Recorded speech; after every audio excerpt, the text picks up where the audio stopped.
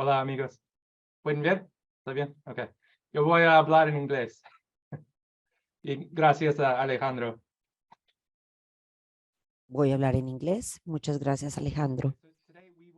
Hoy vamos a hablar sobre las consideraciones que ustedes pueden tomar con respecto a la terapia supresora de andrógenos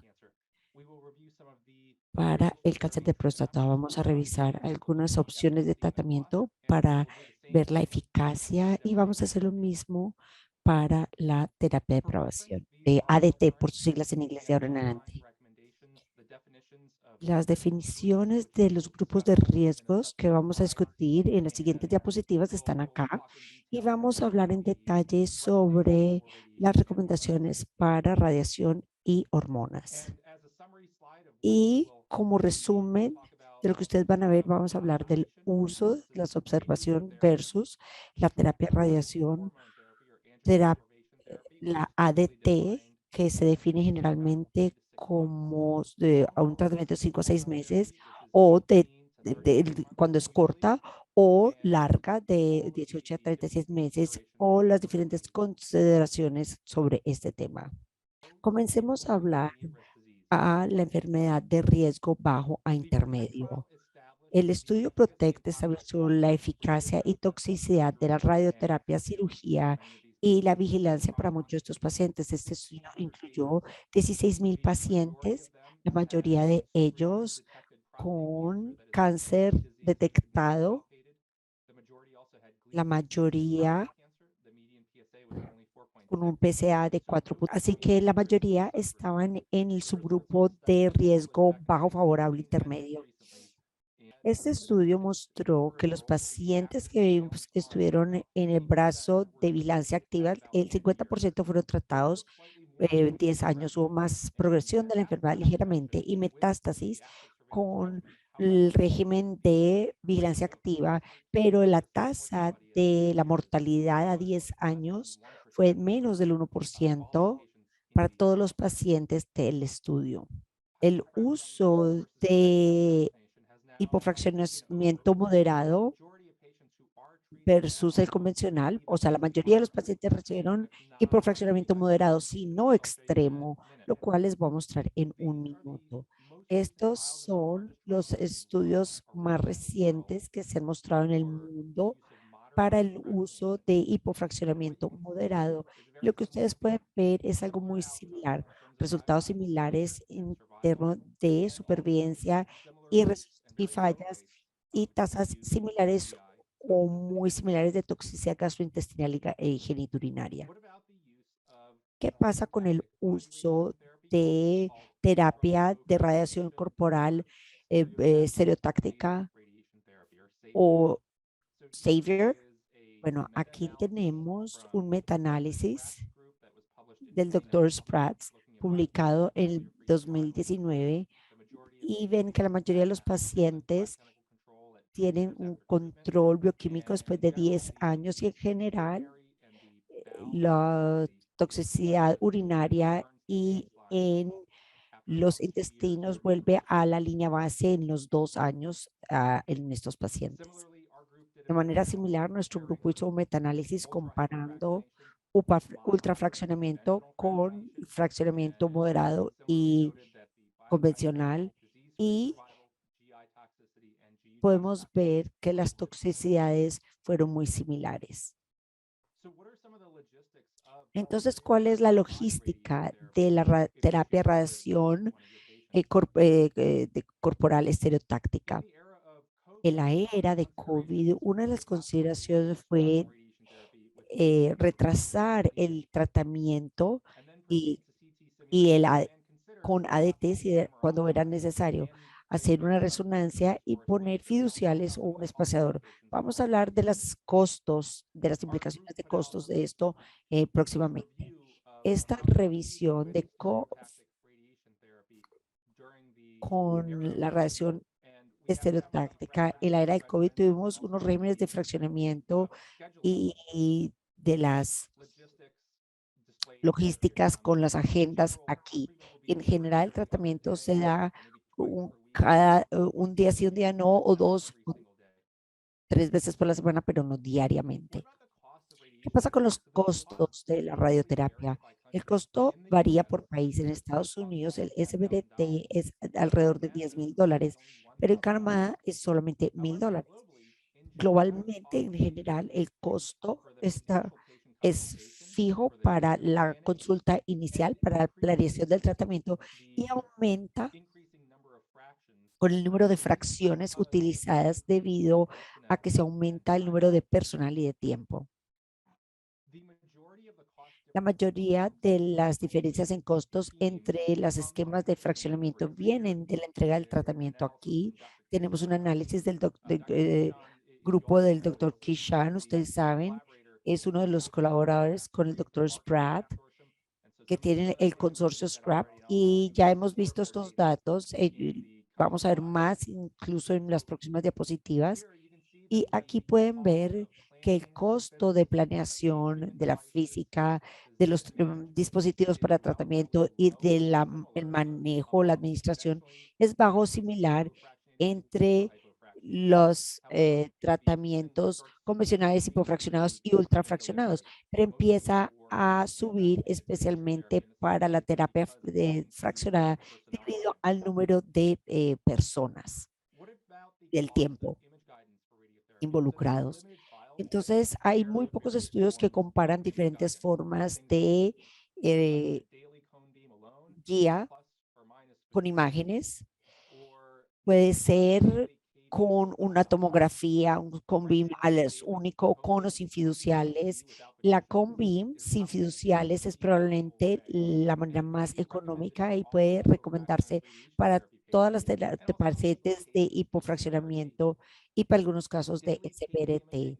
Las imágenes diarias de KB imágenes es una opción, pero no puede evaluar la vejiga ni el llenado intestinal y requiere ubicación de fiduciales.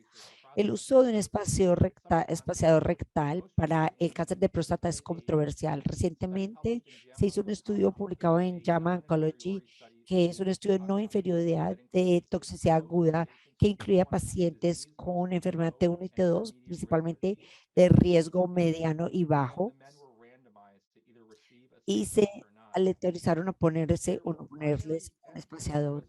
El punto principal era una reducción en la dosis rectal y cumplieron con este punto primario, pero no hubo cambio en la calidad de vida reportada. Aquí en la lado derecho vemos la figura de la calidad de vida a los 3 y 6 meses después del procedimiento y puede ver que todos los valores P son no significativos. El grupo también evaluó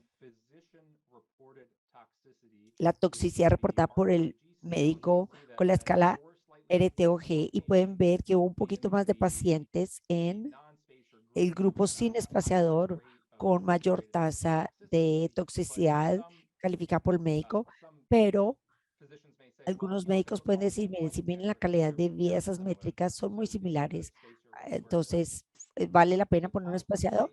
El costo de un espaciador varía. El análisis de costos más recientes de Canadá muestra que hay un costo de $3,500 y el grupo también calculó algo que se llama la tasa de costo-efectividad incremental y hicieron por calidad de vida ajustada al año. Y esta métrica varía dependiendo de lo que usted les pone en el modelo y el costo del espaciador en su grupo y en su país para poder ponerle un espaciador a todos los pacientes. Y hay diferentes y cortes subjetivos de lo que dicen los médicos, que es un buen valor por calidad. Y generalmente este valor está alrededor de $100,000, donde diríamos que ya no es costo efectivo. Entonces, mientras más bajo el valor, lo mejor. Pero pueden ver que en muchos casos estos costos eran $40,000, $96,000. Los autores de este artículo dicen que el costo efectividad tiene incertidades, muchas incertidumbres porque hay muchas variables y recomiendan hacer más estudios para evaluar el uso de los espaciadores. Ahora hablemos de terapia hormonal para cáncer de próstata en general. La orquiectomía será la manera más barata y efectiva para disminuir los andrógenos. Sin embargo, rara vez se usa y a veces se considera para pacientes que no colaboran. Casi todos los estudios vienen de la era de fraccionamiento y asumimos que la eficacia de los medicamentos tienen, y hay evidencia de prospectiva para pacientes de SBRT, pacientes que reciben hormonas, parece ser razonable y muy similar, pero hay evidencia muy limitada. Hicimos las guías del NCCN, dicen que para enfermedad no favorable o intermedia, la recomendación es de 4 a 6 meses, para enfermedad de alto riesgo es de 18 a 36. Voy a mostrarles en las próximas diapositivas por qué no creo que más de 18 meses sea una buena idea. Hay diferentes tipos de terapias hormonales. Primero vamos a hablar de terapia de ADT. Como les dije, le vamos a decir ahora en adelante a la terapia supresora de andrógenos, porque se disminuyen los andrógenos y también los testosterona. Los medicamentos son GnRH agonistas y antagonistas. Tenemos el leuprolide y el leuprorelina, el degarelixina, el relugolix, que es de los más nuevos. El estudio que ha evaluado el relugolix sugiere que los eventos cardíacos pueden ser más bajos versus los otros medicamentos, y una de las consideraciones donde usted quiere usar relugolix es si usted requiere una cobertura amplia de testosterona, el paciente quiere medicamento oral. Pero vamos a hablar de las consideraciones de costos de un medicamento como el Regulorex versus Lepron, la Leuprolida y la otra que son menos que pueden ser menos costo efectivas. Entonces vamos a hablar de los antagonistas o los antiandrogénicos. Ellos no son ADT, sino que son andrógenos que circulan, se pueden empezar antes del ADT. Si hay preocupación de que haya un aumento en la testosterona en los pacientes con alta carga metastásica, entonces usted va a evitar usted quiere comenzar esto antes de usar un medicamento como este medicamento. Los medicamentos de primera, estos son uno de los medicamentos más viejos que se ha utilizado en muchos estudios, que si sea con Lupron, la dosis es 50 miligramos al día. También se ha usado como monoterapia de 150 miligramos al día y tiene resultados similares a la castración. Sin embargo, este no se utiliza porque las tasas de toxicidad son relativamente altas y la colaboración y la tolerancia al medicamento no. También tenemos antiandrógenos de segunda generación o inhibidores de señales de los andrógenos o agentes de hormonas nuevas, NHAs, son radiaciones utilizadas por oncólogos que prescriben esto. Y estos medicamentos pueden incluir el abiraterone, el prednisona, el enzalutamide, duralotamide y el apalutamide, y todos están en estudios actualmente. Estos combinados con ADT, no todos tienen el mismo efecto en la testosterona y la capacidad de sacar la testosterona. Entonces, cuando la ADT se combina con un antiandrógeno, tenemos un ACB, un andrógeno, un bloqueo completo. Se usa en pacientes con metástasis y se utiliza esto se ha disminuido porque la ADT se utiliza con aralsalide que funciona mejor. Entonces, ¿por qué no utilizamos un medicamento como el bicalutamide en lugar del ADT? Este es un estudio hecho en Princess Margaret con hombres con cáncer de riesgo intermedio con terapia escalada. Se aleatorizaron al neoadyuvante y bicalutamide con 150 miligramos una vez al día versus no. O sea, 150 miligramos sería la monoterapia, la dosis de monoterapia. Y pueden ver las características aquí del estudio, pero lo importante es que las tasas de falla bioquímicas y las de control fueron muy similares, pero sabemos que con ADT los resultados debieron haber mejorado usando un medicamento como el Lupron. ¿Qué pasa con el costo del ADT? El precio está determinado con el costo de adquisición completo y esto es el estimado del precio de lista del fabricante por un medicamento o, de los compradores directos sin incluir descuentos. Esto no es similar a la radioterapia porque depende del agente utilizado.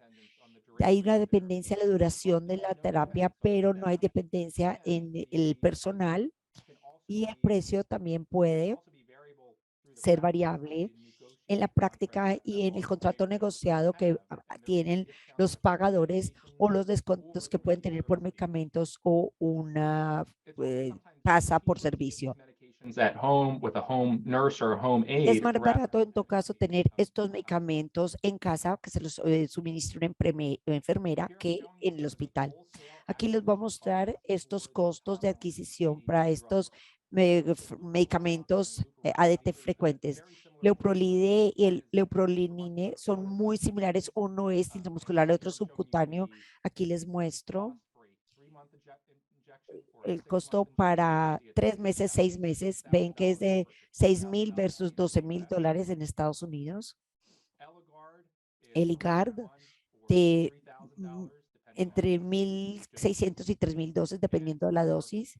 Y para bicalutamide, este es el antiandrógeno, el medicamento oral, el costo es como $500 por mes. Polix es el agente más reciente que hemos visto siendo utilizado y tiene un costo de, o sea, esto sí es costo efectivo porque miren los costos que tienen comparado con el Lupron. ¿Qué pasa si comparamos los costos de Colombia versus Estados Unidos? Y aquí estoy simplemente mostrándoles las diferencias entre ambos países. Y Estados Unidos es diferente a Colombia, ya que en Estados Unidos hay planes de pólizas, mientras que en Colombia hay una cobertura universal. En Colombia, el Luprolin es el único que no está incluido. En Estados Unidos depende del plan en que esté el paciente y los medicamentos que cubra. El costo bien puede ser diferente por la disponibilidad de genérica o la marca, pero en general el Luprolide y la leuprolelina son los más costo eficientes, alrededor de $500 al mes. Y este costo no considera medicamentos específicos. Entonces, en general, uno debe considerar el lado izquierdo que uno se preocupa como ganar peso, lipidemia, resistencia a la insulina, eventos cardiovasculares, pérdida muscular, etcétera.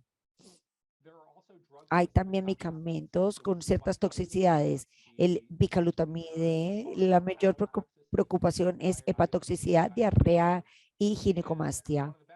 Y uno de los beneficios que es que este medicamento se puede descontinuar rápidamente, si el médico se da cuenta que empieza a presentar estas toxicidades. Con leuprolina y leuprolelina hay preocupación con calores, pérdida ósea y fracturas. Y también puede haber un aumento de riesgo en la diabetes y enfermedad coronaria, pero no muerte cardíaca. Así que muchos médicos cuando empiezan con estos medicamentos también hacen un escaneo óseo inicial, revisan el calcio y la vitamina D y estos medicamentos vienen como inyecciones de depósito que se quedan 1 o 6 meses en el sistema. No se pueden descontinuar rápidamente a diferencia del bicalutamide. ¿Cuáles son algunos de los costos auxiliares? Si un paciente tiene alto riesgo de osteoporosis o fractura, podemos considerar el uso de denosumab y el costo, lo voy a ver aquí, varía desde $1,600 a más de $3,000 por año. Los bisfosfonatos orales son más baratos, pero tienen unos datos que los soporten y alendronato que vale $10 al mes. Adicionalmente, los calores son preocupantes para estos pacientes y estos medicamentos pueden tener un costo de 10 a 400 dotos y los medicamentos son oxibutina, gabapentina o vanalafexina. Los oncólogos también usan oxibutina para pacientes con espasmos de vejiga o problemas en la vejiga. Entonces, cuando se prescribe el oxibutina, ayuda con estos dos metas del proceso de tratamiento. La intensificación del tratamiento con terapia sistémica para enfermedad localizada es muy limitado. Es muy prematuro sugerir algo diferencial al abiraterona. Esto beneficia solamente en enfermedades de alto riesgo o con ganglios positivos. Hay estudios que han tratado de escalar la terapia sistémica usando docetaxel, pero todos han sido negativos. Esto fue presentado el año pasado el doctor Tishom y el doctor Spratt y yo, y muchos de los PIs y de los líderes del mundo, de los investigadores principales, eh, han, hemos hecho un metaanálisis de nivel de pacientes para determinar la duración ideal de terapia hormonal para hombros con enfermedad intermedia de alto riesgo. Aquí en esta figura lo que les muestro es el cambio en la duración del tratamiento pasando de 0 a 6 meses, 6 a 12, etcétera. Esto aquí está en el eje, el beneficio en la supervivencia global en el eje y también estamos co-ploteando el número de pacientes que requieren ser tratados con terapia hormonal para poder lograr el beneficio específico. Y tenemos aquí 4 tablas. Un factor de riesgo intermedio, más de 2 pacientes con enfermedad de alto riesgo y también el alto riesgo de stampede. Y lo que ustedes pueden notar es que si usted tiene un factor de riesgo intermedio, realmente no hay buenos datos para extender la duración de la terapia hormonal más allá de 6 meses. Pueden ver que el número de necesitados para tratar NNT es eh, bajo.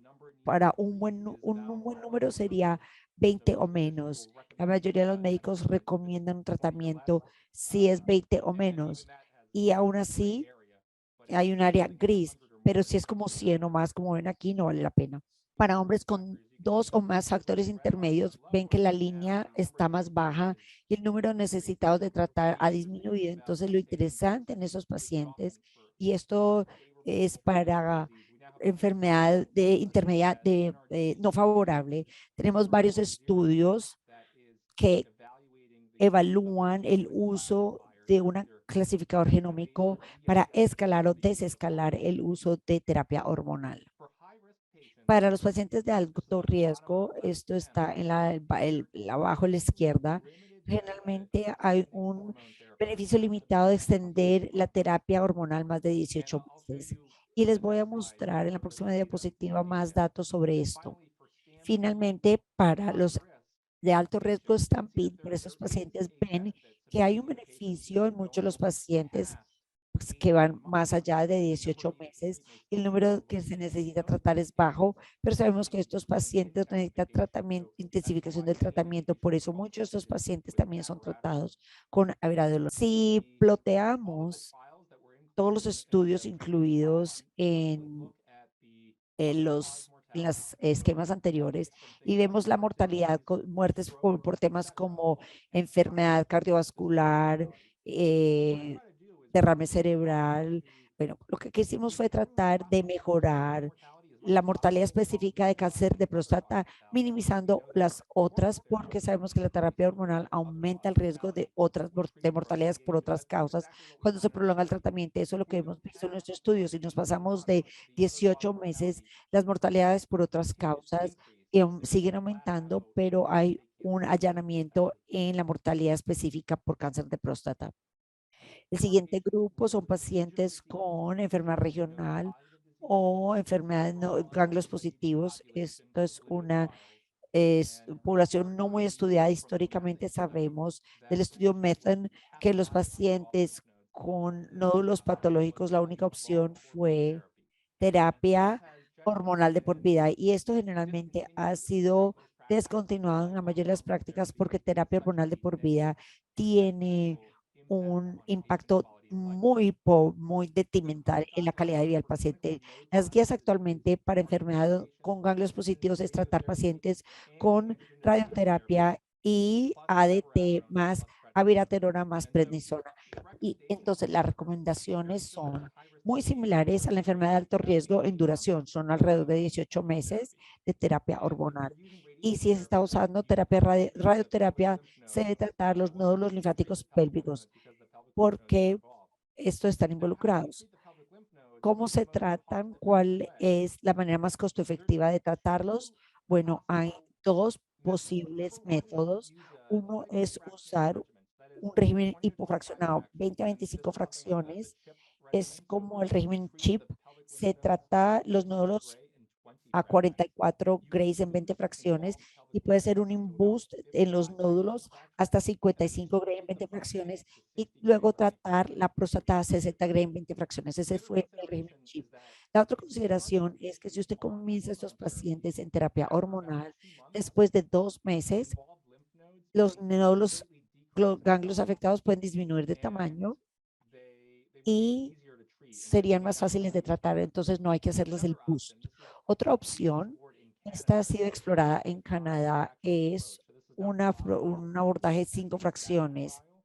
Eh, en este grupo están tratando los nódulos de manera electiva de 25 Gray a 5 fracciones, hacen un boost de 30, 40 a 5 fracciones y tienen cuidado con el plexus, los intestinos y la vejiga y hacen un CBRT a la próstata de 35 a 40 Gray, 5 fracciones. Y se está usando esto en otros cánceres como el cáncer rectal. Muchos médicos usan la terapia de 5, 25 por 5 porque parece ser muy seguro, entonces, ¿por qué no va a funcionar en cáncer de próstata? Pasemos a la enfermedad oligometastásica. Todas las metástasis sabemos que la terapia estereostática a las metástasis es una buena opción de tratamiento y es posible también eh, sostener la ADT. Aquí pueden ver que en general el 95% nos hace pensar por qué continuamos con ADT si el SBRT erradica toda la enfermedad. Hay también varios estudios que han evaluado la radioterapia a la metástasis específicamente para cáncer de próstata y han tratado de mejorar la supervivencia libre de ADT y libre de progresión en todos los pacientes. Estos son los estudios Tomb, Oriole y el STEND y ven que todos ellos han cumplido su meta. Todos estos pacientes se puede salvar de la terapia, de la toxicidad de la terapia hormonal de por vida.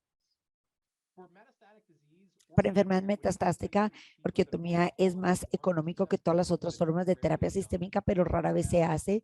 Y hoy en día, para enfermedad metastásica, la intensificación del tratamiento, bueno, yo diría que esto es más para la enfermedad. A ver, uno puede considerar el docetaxel, que es más costo efectiva que la abiraterona, el salutamide y la apalutamida, pero sin embargo la terapia triple ADT más docetaxel más doralutamida o ADT más docetaxel más abiraterona son superiores al docetaxel. Hay diferentes consideraciones para estos pacientes.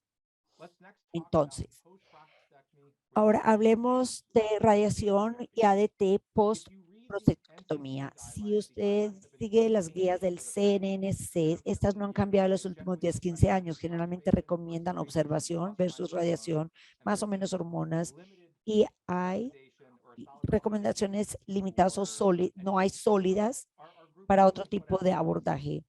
Recientemente este artículo de revisión detalla en quién se debe considerar terapia de radiación y en quiénes agregar terapia hormonal. Y asegurar, todo lo que estos se enfocan es Una vez se da terapia hormonal, el corte en muchas clínicas es en un PSA de 0.6, 0.7, y esto basándose en un análisis secundario de ARETOG 9601. Hay nuevos datos de los estudios radicales y creo que en algunos años vamos a poder tener una discusión más profunda sobre los tiempos, el momento, el tiempo y la duración del tratamiento hormonal. Pero voy a decir que por costos, actualmente la terapia de radiación se da en fracción convencional en la mayoría de los pacientes, pero la fraccionamiento está siendo explotado. Esto fue estudiado en NRGGU 003 y la calidad de vida es igual, pero hasta que no se publique completamente, los médicos se sienten más cómodos con la convencional.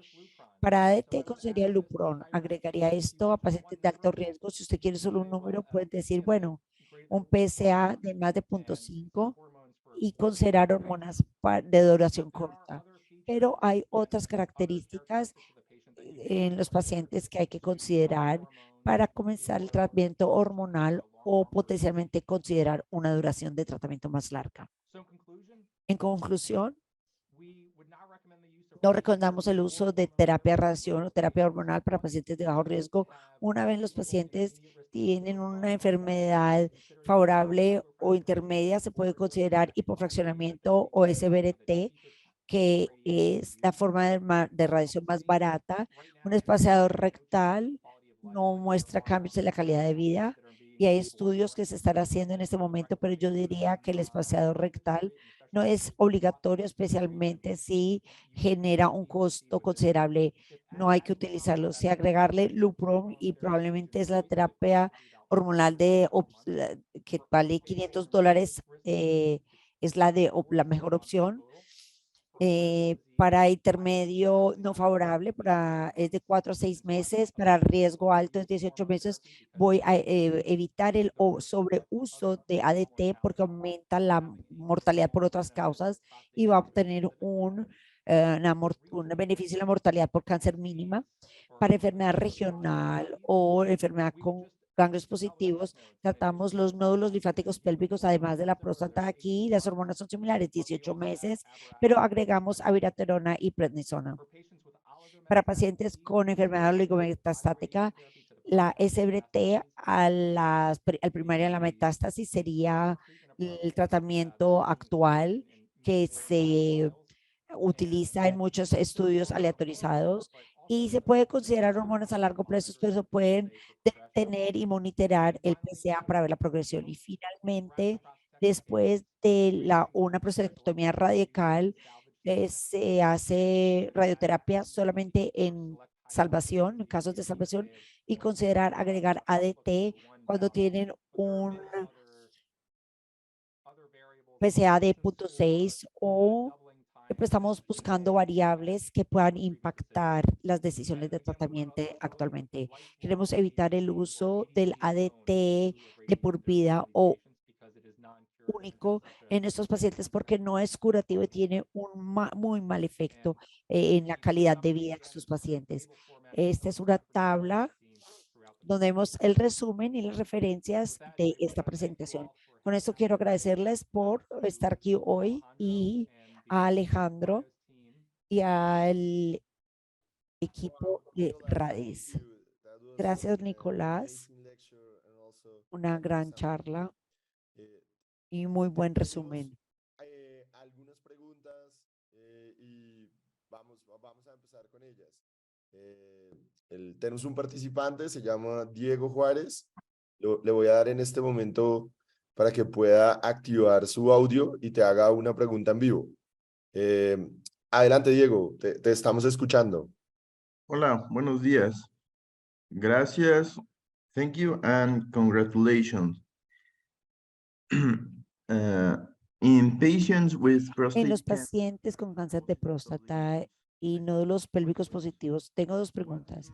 Una, ¿cuál es la dosis máxima dada a los nódulos, ganglios, y cómo recomienda usted el ADT en esos casos?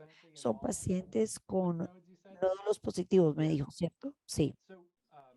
Bueno, entonces, si usted está utilizando un régimen hipofraccionamiento, 20 fracciones, por ejemplo, creo que es seguro tratar los nódulos hasta 55 Gray, alrededor de eso, pero una consideración es comenzar la terapia hormonal 2 meses para tener citorreducción y el volumen de la enfermedad va a ser más pequeño y va a ser más fácil con respecto a las construcciones de dosis.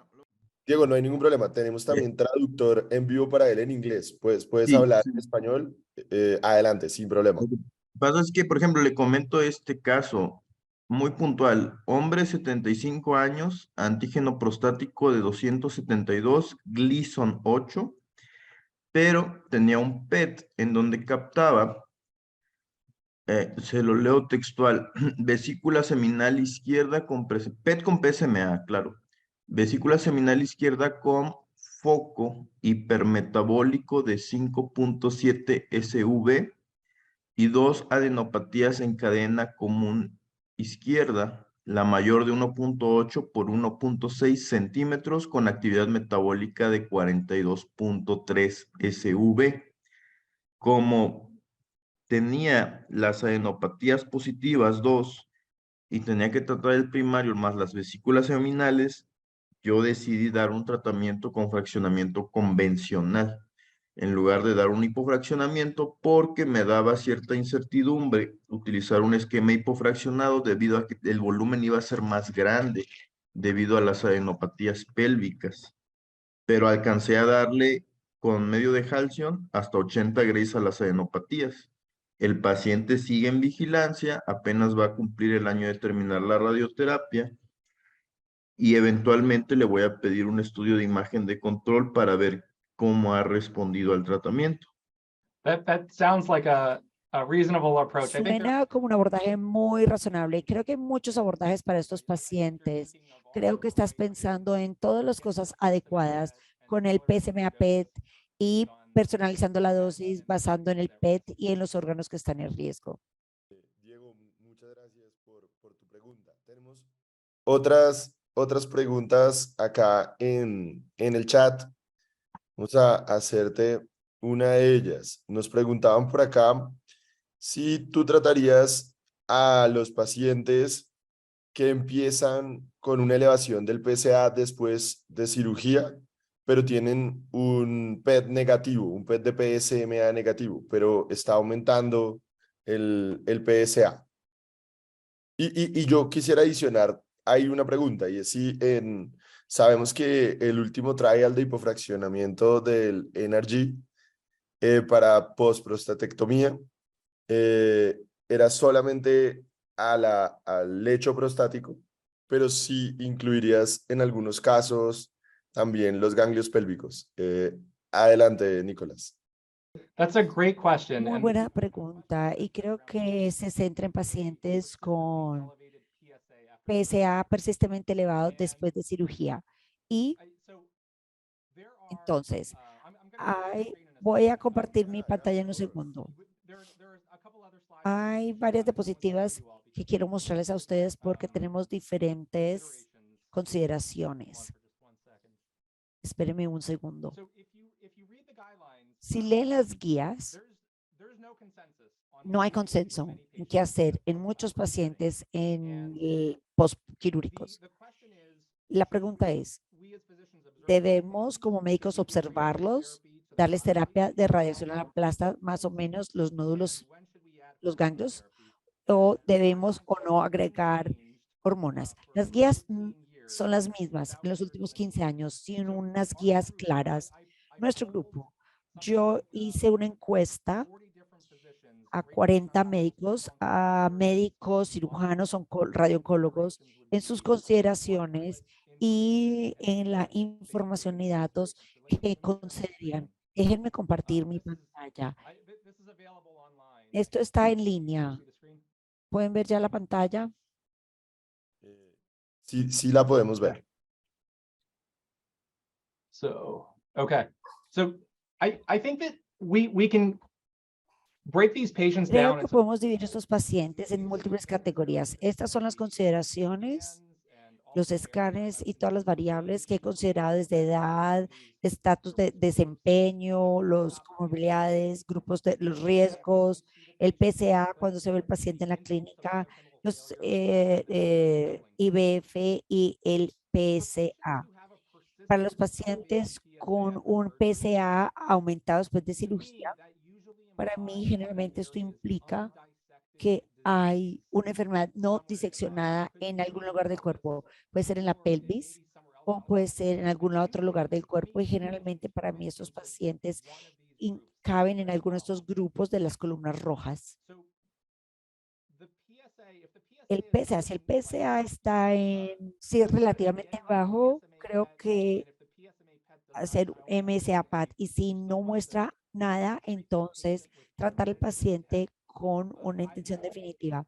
Yo trataría exactamente como dijiste, la próstata, más o menos los ganglios. Creo que hay controversia y se puede sugerir el eczema, pero si el PSA está en 2, 3 y aumenta rápidamente, digamos que usted lo revisó hace 3 meses después y ahora está en 10, That the prostate cancer is no longer posiblemente el cáncer ya no está solamente en la pelvis, está en otro lugar del cuerpo y el PSMA PET no lo está detectando. O hay algo más, está ocurriendo algo más. Entonces, en esa situación hay que buscar terapia de radiación a la pelvis porque la enfermedad va a estar por fuera del volumen. Creo que hay muchas discrepancias y no hay un estándar. Hay que mirar el PSA postquirúrgico junto con muchas otras de estas variables para poder seleccionar el plan de tratamiento ideal. Esto va a estar disponible en línea. Voy a dejar de compartir pantalla. Y hay también pacientes. Hay pacientes en el post donde tenemos un alto riesgo y sospecha de enfermedad metastásica oculta. Para mí, estos pacientes, los factores que me preocupan más de la metástasis oculta es, como usted dice, un PSA elevado y mientras más alto, más sospechoso. Un PSA-DT de 3 a 6 meses y el paciente tiene una carga patológica de nódulos muy alta, si se retiraron más de 2 o 3 nódulos y si tiene un PSA postquirúrgico absolutamente alto, un PSA de más de 5 a 10. Y entonces que deben tener enfermedad metastásica. Hay otras características potencialmente preocupantes como una IBF corta, una T3, T4, márgenes negativos en lugar de positivos. Que márgenes negativos es que no hay más enfermedad en donde está la próstata, pero si usted está considerando terapia al lecho de la próstata, de pronto usted no va a estar dándole al cáncer porque ya los márgenes son negativos y una calificación de clasificación genómica alta. Creo que las opciones que tienen los pacientes son 4. Hacer terapia de salvación, de radioterapia de salvación a la pelvis, considerar también hormonas lo más temprano posible. Creo que esta es la estrategia más frecuente y lo que usan los médicos alrededor del mundo. Y si la enfermedad está limitada a la próstata y a la pelvis, la radioterapia puede ser curativa.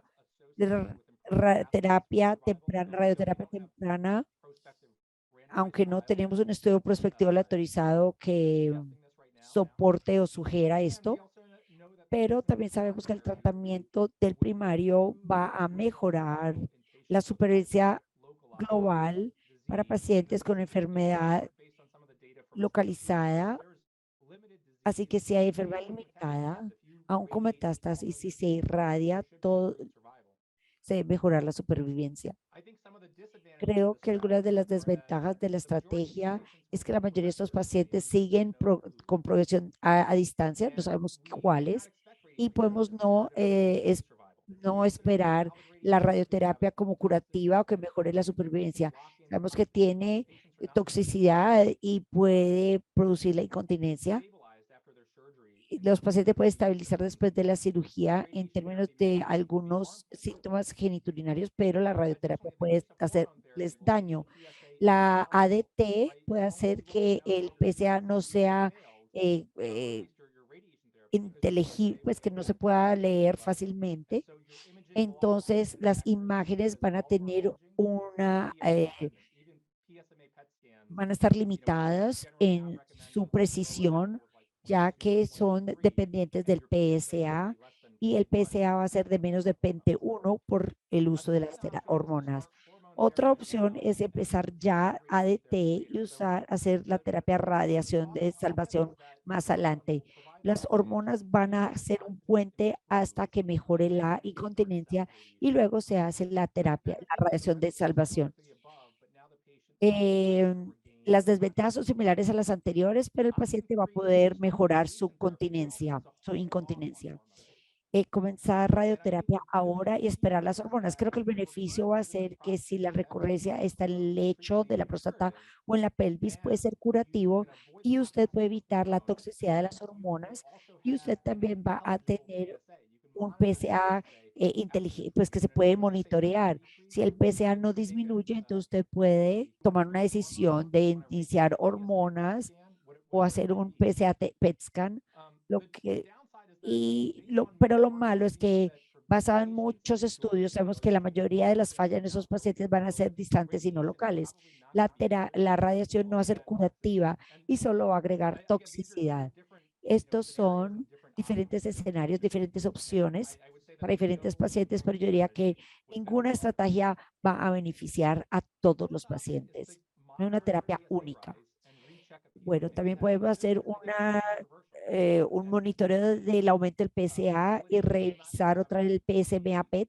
En muchos sitios no pueden hacer esto. En Estados Unidos, las aseguradoras no pagan por volver a hacer un PET, PSMA, pero una vez el PSMA PET sea positivo y usted vea la enfermedad, usted puede empezar con hormonas y o radiación de salvación y o radioterapia dirigida a la metástasis, dependiendo de donde esté.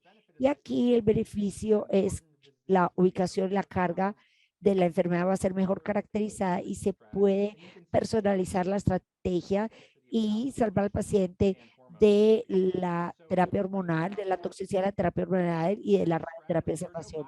No hay guías para que sugieren que esta sea una estrategia o cuándo volver a revisar el PSMA PET y como estos no pueden detectar lesiones de unos que son millones de células, sabemos que en el estudio ASPRE la sensibilidad fue el 40% para nódulos de menos de 5 milímetros. Entonces, aún el PSMA PET no es la prueba ideal para monitorear a estos pacientes.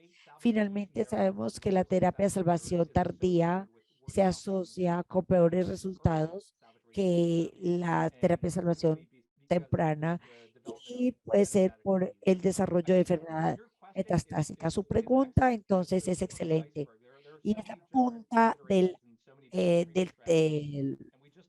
témpano de hielo. No sabemos simplemente cuál es la mejor estrategia para todos los pacientes aún. Muchas gracias por toda esa información y compartir como es excelente discusión con nosotros. Yo te quería agregar una pregunta en ese tema y es ese escenario de pacientes, por ejemplo, un paciente post-prostatectomía que tiene elevación del PSA y está, por ejemplo, en 1 y le haces un PET de PSMA y lo único que encuentras son que captan los ganglios, pero no tiene compromiso, no te capta en el lecho de la próstata. ¿Le tratarías solo los ganglios o le tratarías los ganglios e igual le incluirías el lecho, que es lo que más evidencia tiene, digamos, en salvamento, pero es un escenario difícil cuando tienes un PET positivo? No sé qué piensas en ese caso. La mayoría de las guías dicen tratar lecho y los nódulos, no solo los nódulos, pero de pronto en el futuro la evidencia cambiará y dirán solo los ganglios linfáticos. Excelente pregunta, una consideración bastante razonable. Muchísimas gracias, Nicolás.